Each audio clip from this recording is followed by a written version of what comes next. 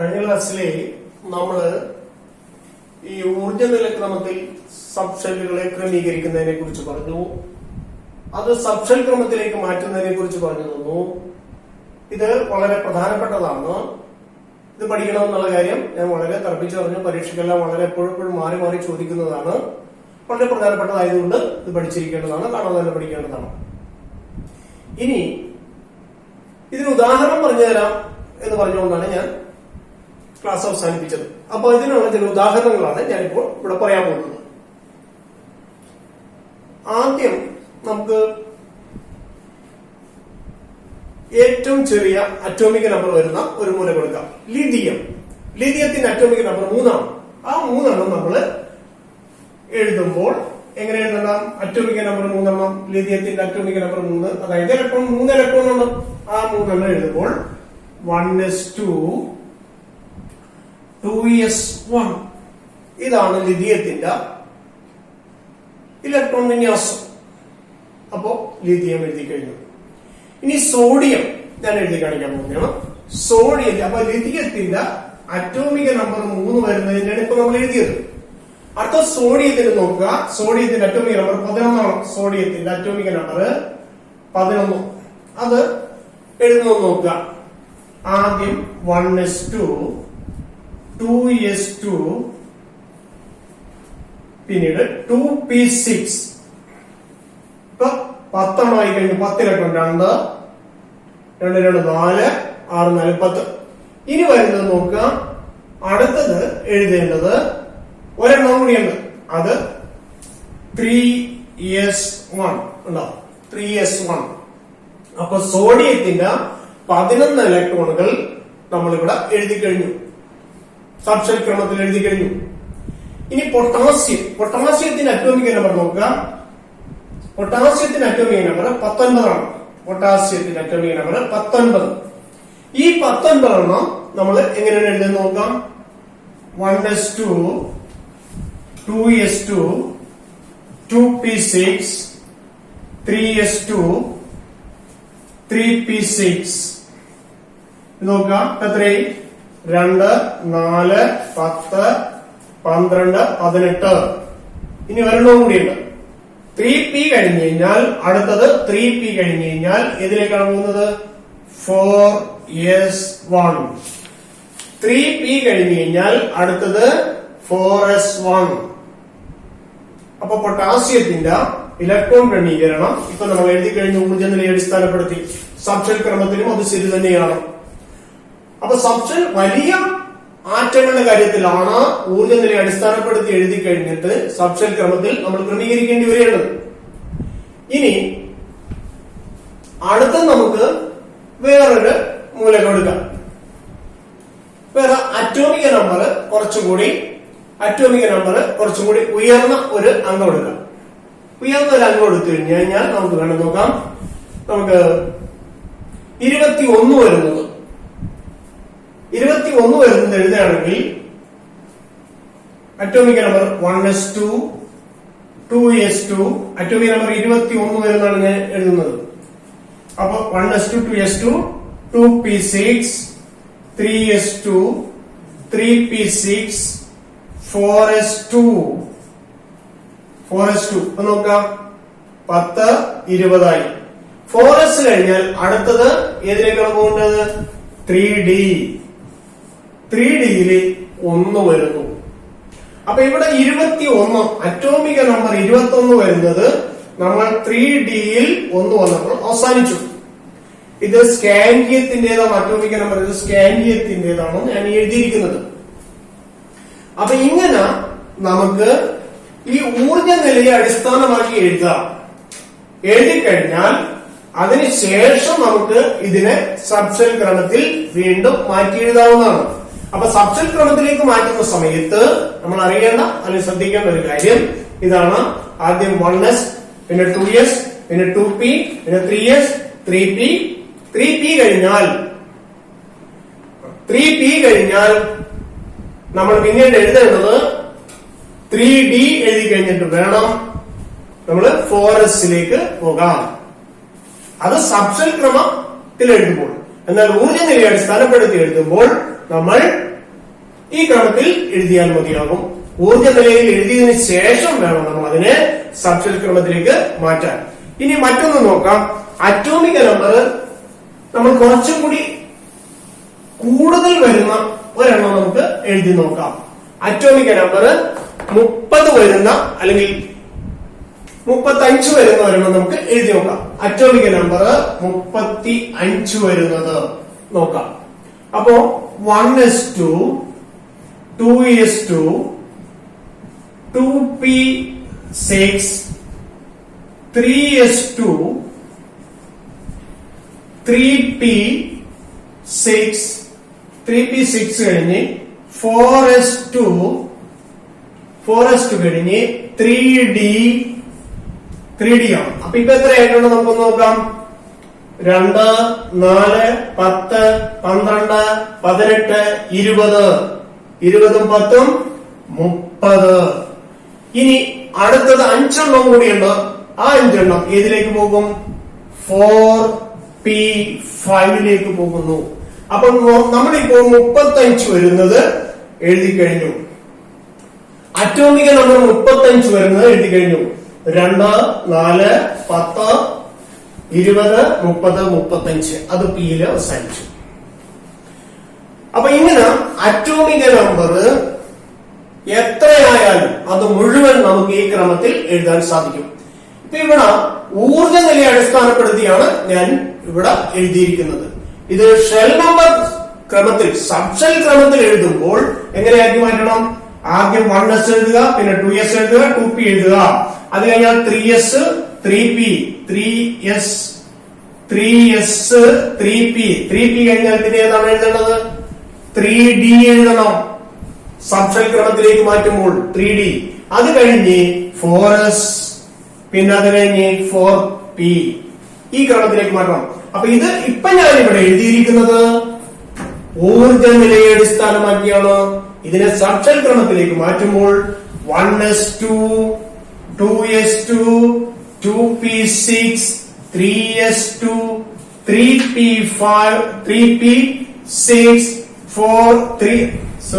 3d term 4s2 4p5 ഈ എഴുതിയിരിക്കുന്നതാണ് 4s2 4p5. ഇപ്പോ 1 കഴിഞ്ഞ് 2 കഴിഞ്ഞ് 3 വന്നിരിക്കുന്നു.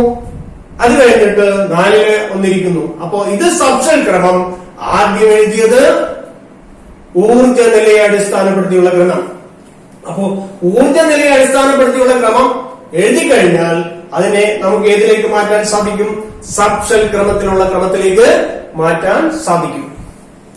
ഓർത്തിരിക്കുക, ഇങ്ങനെ നമ്മൾ ഏതൊരാറ്റത്തിന്റെയും അറ്റോമിക് നമ്പർ കിട്ടിക്കഴിഞ്ഞാൽ അതിന്റെ ഇലക്ട്രോൺ ക്രമീകരണം, അതായത് ഇലക്ട്രോൺ വിന്യാസം നമുക്ക് എഴുതാൻ കഴിയും. അപ്പോൾ ആറ്റങ്ങളുടെ എല്ലാ ആറ്റങ്ങളുടെയും ഇലക്ട്രോൺ ക്രമീകരണം ഇങ്ങനെ എഴുതാൻ നമുക്ക് കഴിയും. അങ്ങനെ കഴിയാമെങ്കിൽ നമ്മൾ ഈ ഊർജ്ജ നിലക്രമം ആദ്യം പഠിക്കുക. ഊർജ്ജ നിലക്രമം പഠിച്ചതിന് ശേഷം നമ്മൾ സബ്ഷെൽ ക്രമത്തിലേക്ക് മാറ്റാൻ കഴിയും.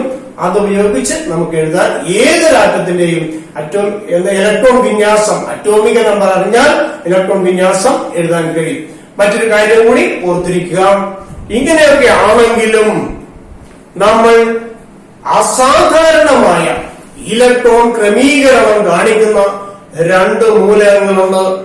ഒന്ന് ക്രോമിയവും മറ്റൊന്ന് കോപ്പറുമാണ്.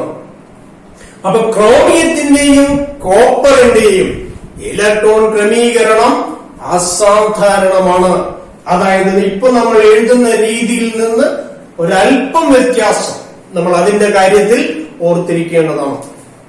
അതായത് ക്രോമിയത്തിന്റെ അറ്റോമിക് നമ്പർ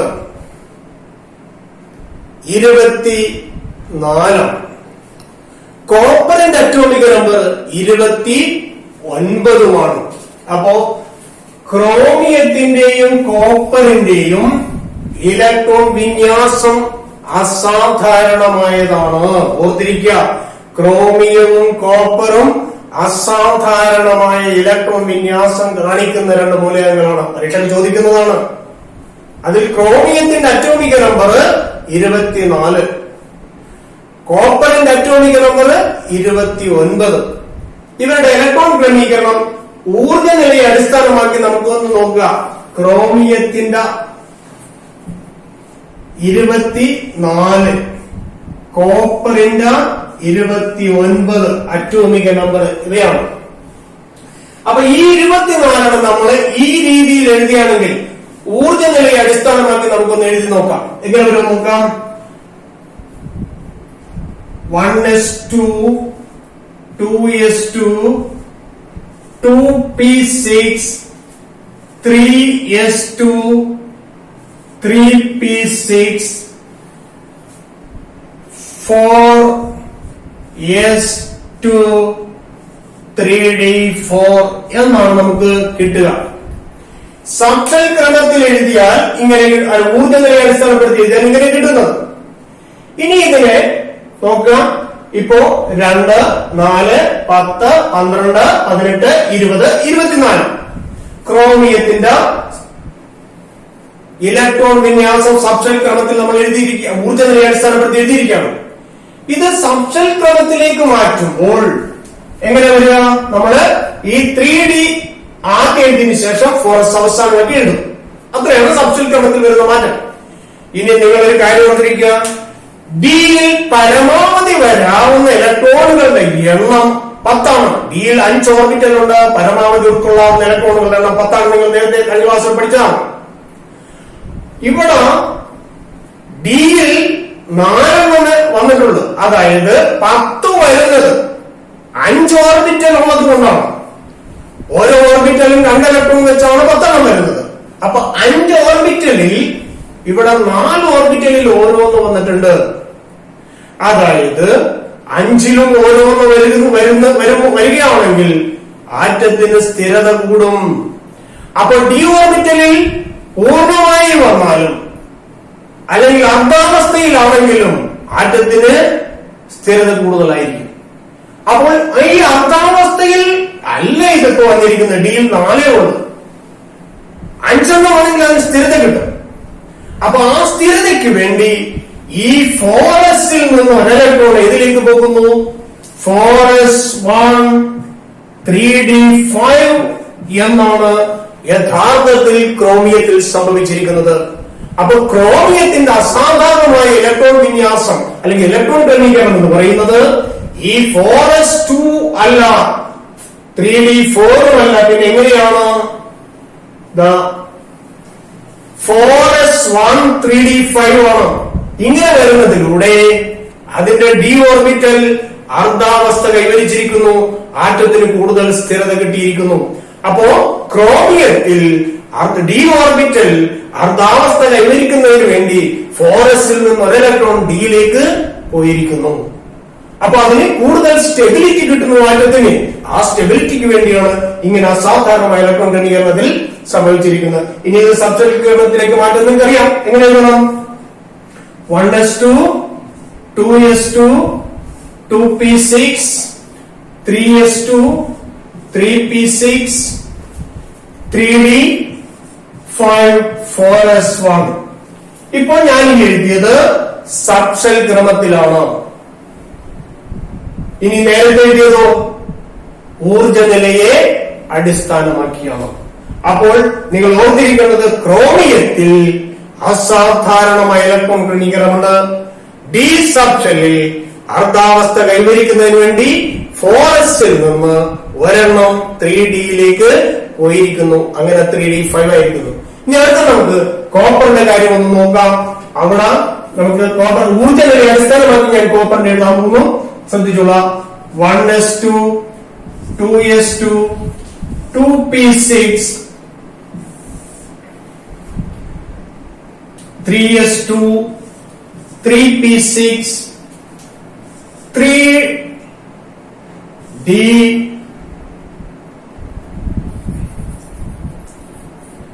നമ്മള് ഊർജ നിലയെ അടിസ്ഥാനപ്പെടുത്തിയ 4s2, 3d10 നോക്കാം. 3d10 ഇപ്പോ 10, 2, 4, 6, 10, 12, 18, 20, 30.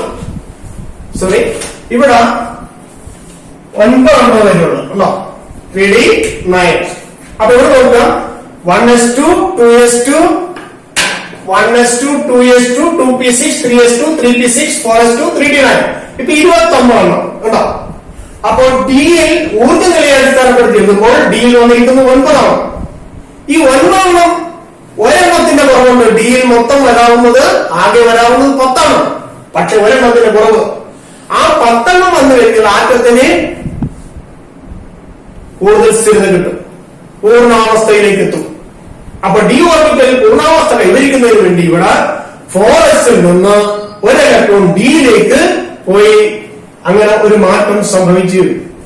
4s1 3d10 എന്നായിട്ടുള്ള മാറ്റം സംഭവിച്ചു. അപ്പോൾ ഇങ്ങനെയല്ല യഥാർത്ഥത്തിൽ കോപ്പറിൽ കാണുന്ന ക്രമീകരണം ഇതാണ്. എങ്ങനെയാണ്? 1s2 2s2 2p6 3s2 3p6 4s1 3d10. അപ്പോൾ ഊർജ്ജ നിലയെ അടിസ്ഥാനപ്പെടുത്തിയുള്ള ക്രമീകരണത്തിൽ 3d9 എന്ന് വരുന്നതിന് പകരം 3d10 എങ്ങനെ 4s1 3d10 എന്നായി മാറി. അങ്ങനെ 3d10 എന്ന് വന്നു കഴിഞ്ഞപ്പോൾ ഡിയിൽ പൂർണ്ണാവസ്ഥയായി. അങ്ങനെ ആറ്റത്തിന് കൂടുതൽ സ്ഥിരത ഉണ്ടാവുകയും ചെയ്യുന്നു. അപ്പൊ ഇവിടെ ക്രോമിയത്തിലും കോപ്പറിലും 4s നിന്ന് ഓരോ ഇലക്ട്രോണുകൾ ഡിയിലേക്ക് പോയി. ക്രോമിയത്തിൽ അർദ്ധാവസ്ഥയും കോപ്പറിൽ പൂർണ്ണാവസ്ഥയും സംഭവിച്ചിരിക്കുന്നു. ഇത് നമ്മൾ മറ്റ് ആറ്റങ്ങളിൽ കാണാത്ത അസാധാരണമായ ഒരു ഇലക്ട്രോൺ ക്രമീകരണമാണ്. അപ്പൊ എല്ലാവരും ഇത് വളരെ ശ്രദ്ധിച്ച് പഠിച്ചിരിക്കേണ്ടത് തന്നെയാണ്. പരീക്ഷയ്ക്ക് ഇടയ്ക്കിടയ്ക്ക് ചോദിക്കുന്നതാണ്. ഓർത്തിരിക്കുക, ക്രോമിയത്തിന്റെയും കോപ്പറിന്റെയും അസാധാരണമായ ഇലക്ട്രോൺ ക്രമീകരണം. ഇനി ഇത് ഊർജ്ജ നിലയെ അടിസ്ഥാനപ്പെടുത്തിയാണ്. സബ്ഷെൽ ക്രമത്തിലേക്ക് മാറ്റുമ്പോൾ എങ്ങനെ എഴുതണം? 1s2 2s2 2p6 അത് കഴിഞ്ഞിട്ട് 3s2 3p6 3d10 3d10 4s1. ഇപ്പൊ സബ്ഷെൽ ക്രമത്തിലായി. നേരത്തെ ഞാൻ എഴുതിയത് ഊർജ്ജനില. അപ്പൊ ഇത് ഊർജ്ജനില ക്രമം, ഇത് സബ്ഷെൽ ക്രമം. ഇത് ഊർജ്ജനില ക്രമം, ഇത് സബ്ഷെൽ ക്രമം. അപ്പോ ഇങ്ങനെ ഊർജ്ജനിലയെയും സബ്ഷെലിനെയും അടിസ്ഥാനപ്പെടുത്തി ഉള്ള ക്രമീകരണമാണ് നമ്മളിപ്പോ പറഞ്ഞത്.